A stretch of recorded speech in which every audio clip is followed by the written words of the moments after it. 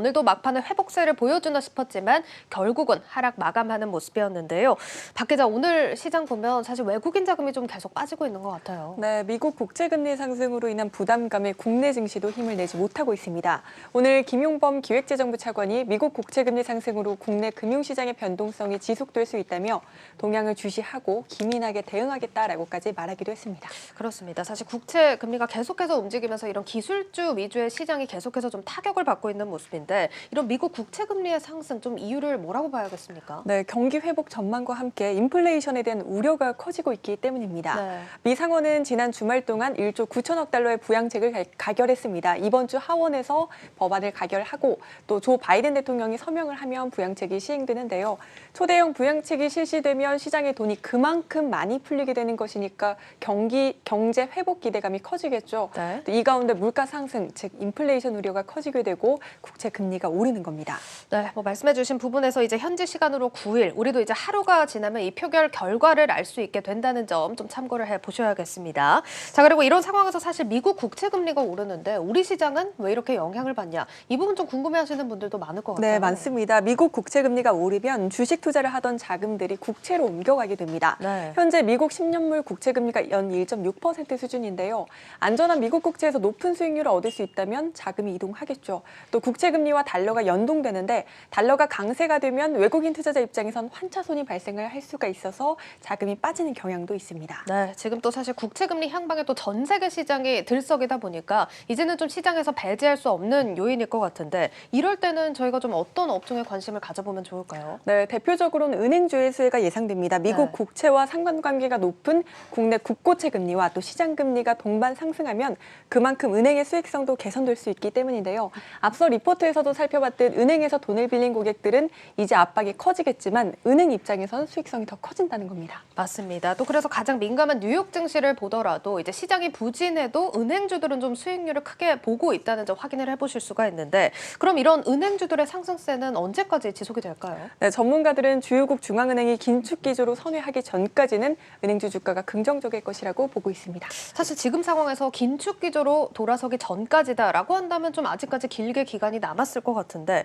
그러면 오늘은 은행주 중에 하나를 꼽아서 한번 살펴볼까요? 네, 오늘은 그러면 KB금융을 다뤄보도록 하겠습니다. 지난주 외국인이 가장 많이 사들인 은행주가 KB금융이었습니다. 네. 올 들어 은행주 전반의 주가 흐름이 좋은데요.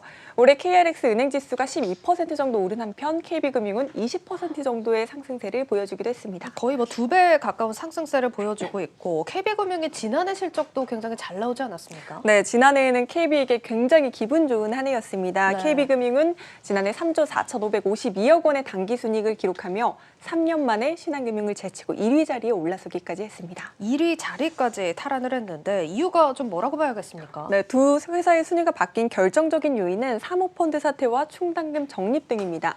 지난해 라인펀드를 비롯해 사모펀드와 관련해 각종 사건, 사고가 굉장히 많았잖아요. 네. 다행히 KB금융은 4대 금융사 중 각종 펀드 사태에 연루되지 않아서 관련 손실이 거의 발생하지 않은 덕분입니다. 사실 이 사모펀드 관련한 제재심, 뭐 이 추이를 저희 뉴스플러스에서도 굉장히 자세히 보도를 해드렸는데 뭐 사기 펀드다 이러면서 금융권 네. 타격이 좀 컸습니다. KB금융은 또 이걸 피해 간 거네요. 네, KB금융은 지난해 1조 434억 원의 충당금을 쌓았었는데요. 네. 1조 원이 넘으니까 조금 많아 보일 수 있는데 네. 신한금융의 경우 이제 신한은행과 신한금융투자가 라임 사태와 엮이면서 이보다 3,500억 원 이상 많은 1조 3,906억 원의 충당금을 쌓았었습니다.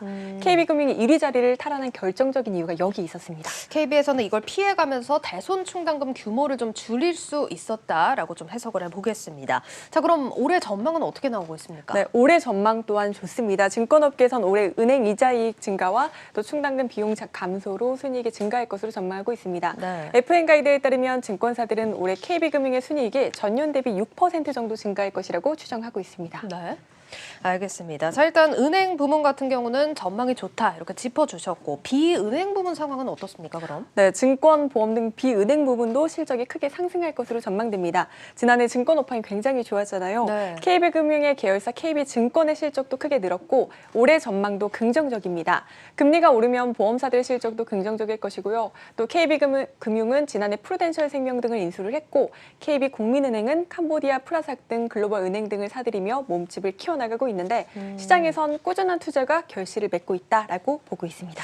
알겠습니다. 일단 은행 부분을 비롯해서 금융, 증권, 보험할 것 없이 실적은 굉장히 긍정적으로 평가를 받고 있습니다. 자, 그럼 이제 금융주고 또 실적도 이렇게 잘 나왔다고 하니까 또 궁금한 게 배당입니다. 지난해 배당은 어땠습니까? 네, KB금융은 지난해 배당 성향을 20%로 낮춰 잡았습니다. 네. 전년 26%에서 6%포인트 축소한 겁니다. 이렇게 좋다고 하는데도 오히려 축소를 했네요. 네, 금융당국이 코로나19 불확실성에 대비하기 위해 손실 흡수 능력을 키워라라고 하며 금융권의 배당을 자제할 것을 권고했기 때문입니다. 다만 올해는 특별 배당을 기대해 보셔도 좋을 것 같습니다. 네. 6월이면 당국의 배당 자제 권고 방침이 끝나기 때문인데요.